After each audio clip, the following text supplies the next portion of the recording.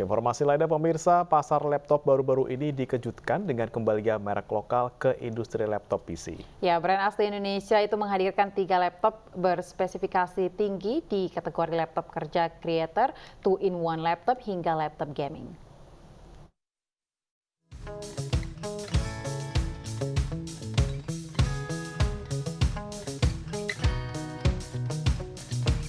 Advan menghadirkan 3 laptop berspesifikasi tinggi di kategori laptop kerja, kreator, hingga laptop gaming.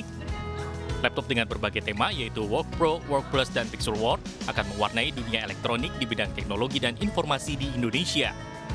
Andi Gusena sebagai brand director Advan mengatakan launching 3 produk ini bertujuan untuk bisa memenuhi semua kebutuhan konsumen. Tidak tanggung-tanggung, kita melakukan launching 3 produk sekaligus. Itu tujuannya adalah untuk bisa memenuhi semua kebutuhan konsumen ya. Karena kita tahu setiap konsumen ingin membelikan sebuah perangkat komputer, tentu ada keperluan masing-masing. Ada yang untuk bekerja, ada yang untuk bermain game, ada yang memang untuk kebutuhan khusus ya, seperti melakukan beberapa pekerjaan yang lebih berat ya, seperti coding, programming, dan lain-lain. Nah, jadi hari ini ada 3 produk. Ada Work Plus, ada Work Pro, ada Pixel World yang kita sediakan untuk seluruh konsumen di Indonesia.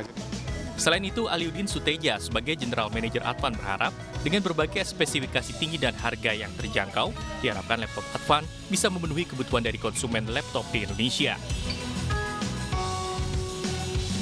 Kenapa kita launching sekaligus? Karena segmen pasar yang mau disasar untuk 3 produk ini itu boleh dibilang range antara 5 sampai 10 juta. Dan ini pangsa pasarnya cukup besar gitu. Nah, oleh sebab itu kita cukup tertarik untuk explore. Laptop Advan bisa dibeli di official store Advan dan ada harga khusus yang lebih murah selama periode launching mulai dari tanggal 1 hingga 31 Agustus. Dengan harga termurah Rp4.999.000 hingga Rp10.999.000 untuk spek tertinggi. Harga khusus tersebut bisa didapatkan pada beberapa e-commerce yang bekerja sama dengan Advan. Dari Jakarta, Abdul Aziz, iNews melaporkan. Pemirsa, anak-anak di Bekasi, Jawa Barat berbagi keseruan dengan menjadi seorang kasir minimarket. Kegiatan ini juga diisi dengan bermain serta berfoto bersama keluarga Sungkar.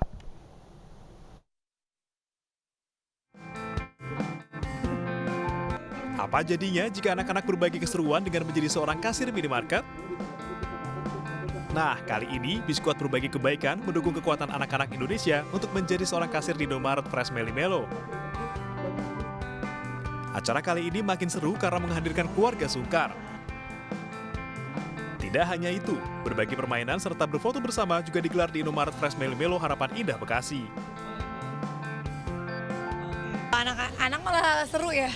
Kalau anak ngeliatnya kayak, ya dia kan umur segitu lagi belajar tentang profesi gitu ya. Jadi dia betul. Sampai tadi baju Indomaretnya mau dibawa pulang karena buat main di rumah gitu kan. Jadi ya supaya lihat, oh jadi kasir seperti ini gitu sih. Kami itu memang alhamdulillah Allah kasih rezeki anak-anak yang cukup aktif ya. Jadi banget. Jadi kalau misalnya dibilang kalau secara kekompakan memang ada beberapa hal yang memang bahasanya tuh kita ada kekompakan, bukan hanya kita mencoba untuk kompak, tapi memang ada kecocokan, misalnya Shiren sama Hawa apa cocoknya gitu ya, terus aku sama Adam apa cocoknya gitu. Acara ini merupakan rangkaian kegiatan Biskuat untuk mengkampanyekan kekuatan untuk kebaikan agar anak-anak Indonesia selalu bersemangat untuk berbagi kebaikan. Di rangkaian kegiatan Biskuat, di mana kita punya campaign kekuatan untuk kebaikan. Jadi selama ini Biskuat mendukung kekuatan anak-anak Indonesia yang hari ini kita akan manfaatkan untuk kebaikan gitu. Nah, hari ini khusus kita lakukan di salah satu partner kita di Indomaret untuk berbagi kebaikan gitu. Nah, jadi acaranya rangkaiannya tadi itu kita bawa Shirin Sungkar dan Teuku Wisnu bersama anaknya Adam untuk main bersama. Kegiatan berbagi kebaikan ini juga sekaligus memeriahkan HUT Kemerdekaan Republik Indonesia ke-78. Rencananya, keseruan acara terus dilakukan agar anak-anak Indonesia terus mendukung kekuatan untuk kebaikan. Dari Bekasi, Jawa Barat, Anissa Septiarani, Wildan Aulia, iNews melaporkan. Hindari pencabutan kawasan ekonomi khusus, Menteri Investasi Bahlil Lahadalia akan menggunakan cara luar biasa. Ya, Bahlil juga kecewa progres perkembangan investasi di KEK Sorong belum menunjukkan hasil maksimal.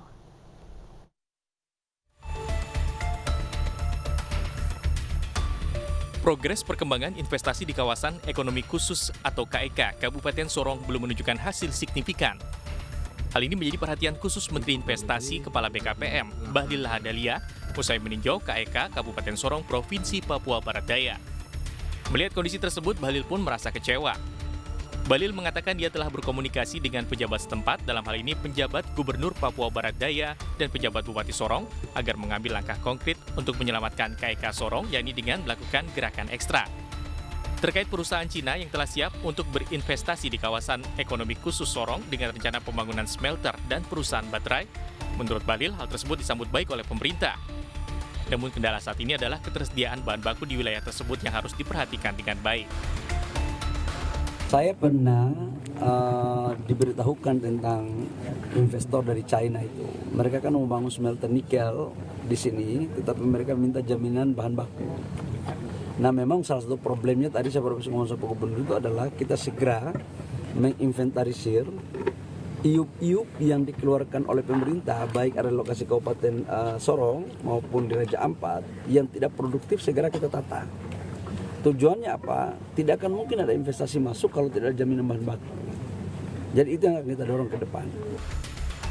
Sementara itu, Direktur PT Sino Konsultan Indonesia Adriana Imelda Daat mengatakan, saat ini pihaknya hanya menunggu kesiapan perusahaan daerah PT Malomoy Olong Wobok menuju konsorsium.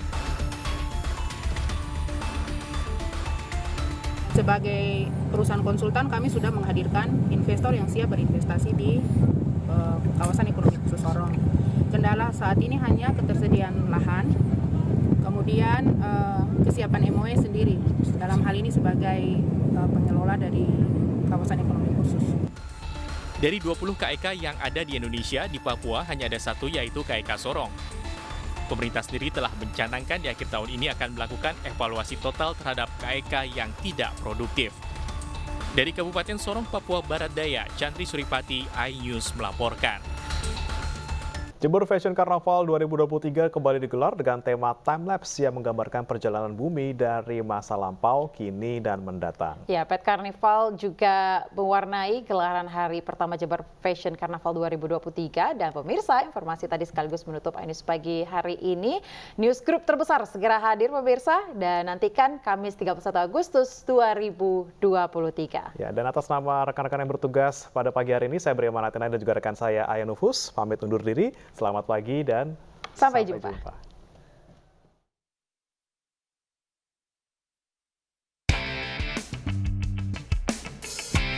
Alun-alun kota Jember menjadi catwalk terbuka dan terpanjang pada gelaran Jember Fashion Carnaval 2023 dengan tema Time Lapse Journey of the Earth.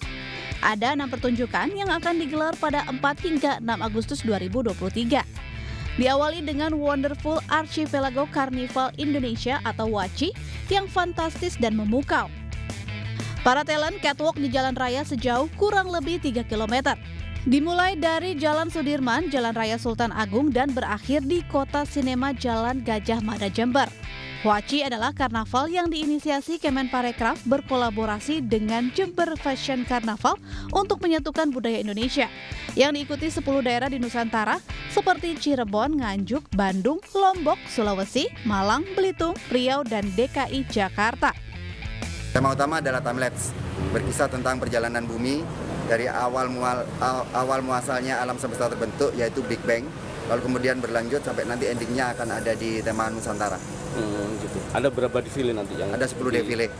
Ya, dan ini menjadi sebuah rangkaian cerita Journey of the Earth. Jadi perjalanan dari bumi. Saya melihat ya JFC yang ke-21 ini sudah melangkah jauh untuk melakukan kolaborasi dan koordinasi, termasuk networking-nya cukup kuat di JFC ini. Itu pertama. Namun demikian kita perlu lagi meningkatkan kualitas SDM yang dimiliki JFC yang memiliki standar sertifikasi internasional.